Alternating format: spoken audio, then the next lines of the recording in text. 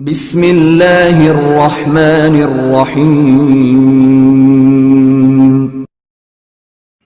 When someone has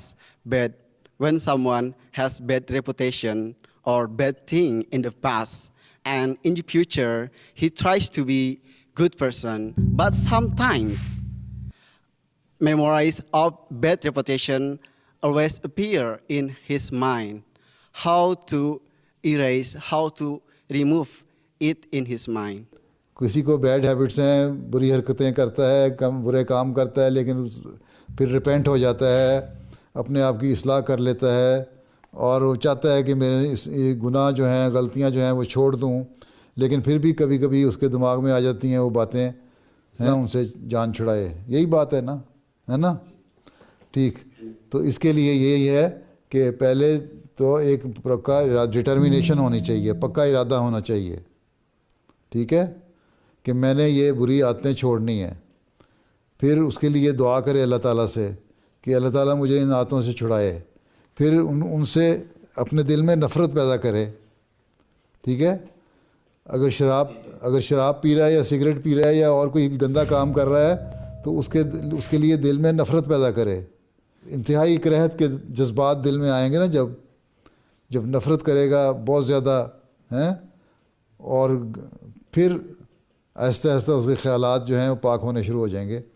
اور یہ کوشش جب کرتا رہے گا مستقل مزاجی سے، ڈٹرمینیشن ہونی چاہیے، پکا ارادہ ہونا چاہیے، ٹھیک ہے. جب مسلسل کوشش کرتے رہو گے تو ایک وقت میں آؤ گے جان چھٹ جائے گی. ایک وقت میں یہ نہیں ہوتا کہ فوری طور پہ کسی گناہ سے جان چھٹ جائے. اگر ایک لمبے عرصے سے کسی گناہ کی عادت پڑی ہوئی ہے، اس کو چھوڑنے کے لیے کوشش کرنی پڑے گی اور بار بار کوشش کرنی پڑے گی، ٹھیک ہے. بار بار دماغ میں خیال آئیں گے، بار بار اعوذ باللہ من الشیطان الرجیم پڑھنا پڑے گا، بار بار استغفر اللہ پڑھنا پڑے گا، بار بار لا حول ولا قوت الا باللہ العلی العظیم پڑھنا پڑے گا. یہ دعائیں بار بار پڑھتا رہے انسان تو پھر وہ گندی باتیں ہٹ جائیں گی، دماغ سے نکل جائیں گی آہستہ آہستہ. اس کے لیے مستقل کوشش کرنی پڑے گی. جہاد ہے، اللہ تعالیٰ نے یہی کہا ہے کہ تم جہاد کرو میرے راستے میں. گناہوں کو چھوڑنے کے لیے جہاد کرنا پڑے گا. یہ جہاد کرو گے. جہاد یہ نہیں ہے تلوار لے کے جتنا غیر احمدی مسلمان ہمارے سر کاٹنے لگ جاتے ہیں کہ ہم جہاد کر رہے ہیں. یہ جہاد نہیں ہے. جہاد یہ ہے کہ اپنے نفس کی اصلاح کرو. اور جہاد کا مطلب یہ ہے کہ مسلسل کوشش. جہاد کا لفظ ہے، اس کا مطلب یہ ہے کہ مسلسل کوشش. تو مسلسل کوشش کرنی پڑے گی. ایک دفعہ خیال آئے گا، اس کو جھٹک دیا، استغفار پڑھی، اعوذ باللہ پڑھا، لا حول پڑھا، پھر دوبارہ خیال آیا، پھر اس کو چھوڑ دیا. اس طرح لڑائی شیطان کے درمیان ہے اور انسان کے درمیان لڑائی ہوتی رہتی ہے. پھر نفس مطمئنہ کی حالت پیدا ہوتی ہے. 3 حالتیں ہوتی ہیں، ٹھیک ہے، امارہ، لوامہ، مطمئنہ. 3 نفس کی حالتیں ہیں.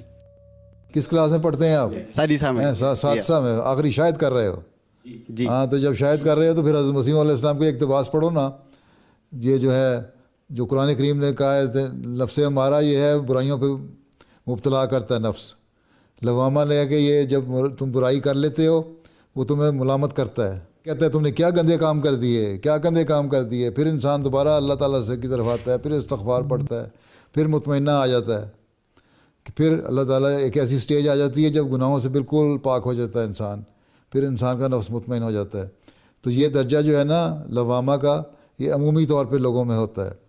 اس لیے کبھی کبھی گناہ ہوتا ہے، پھر اس کے دل میں خیال آتا ہے کہ میں نے گناہ کیا، پھر نفرت پیدا ہوتی ہے، اس سے شرمندگی ہوتی ہے. تو ہر گندہ کام کرنے کے بعد اگر شرمندہ ہو انسان اور استغفار کرے اور پھر کچھ نیکیاں کرے، کچھ صدقہ دے، کوئی استغفار پڑھے، کوئی نفل پڑھے، اللہ تعالیٰ سے دعا کرے رو رو کے اللہ تعالیٰ مجھ سے یہ نیکی کو قائم کر دے اور برائی جو ہے مجھ سے دور کر دے، تو پھر ایک وقت آتا ہے. یہ جہاد ہے، مسلسل جہاد ہے، ٹھیک ہے. یہ جہاد آپ کریں گے تو کامیاب ہوں گے.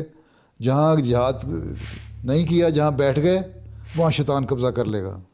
یہ نہ سمجھو کہ ایک دن میں بزرگ کوئی نہیں بنتا. 7 سال جامعہ میں پڑھنے سے آپ بزرگ نہیں بن سکتے.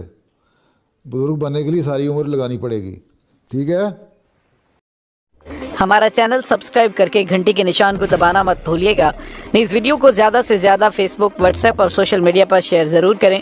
شیئر اور لائک کرنے کے ساتھ ساتھ کمنٹ باکس میں ضرور کیجیے.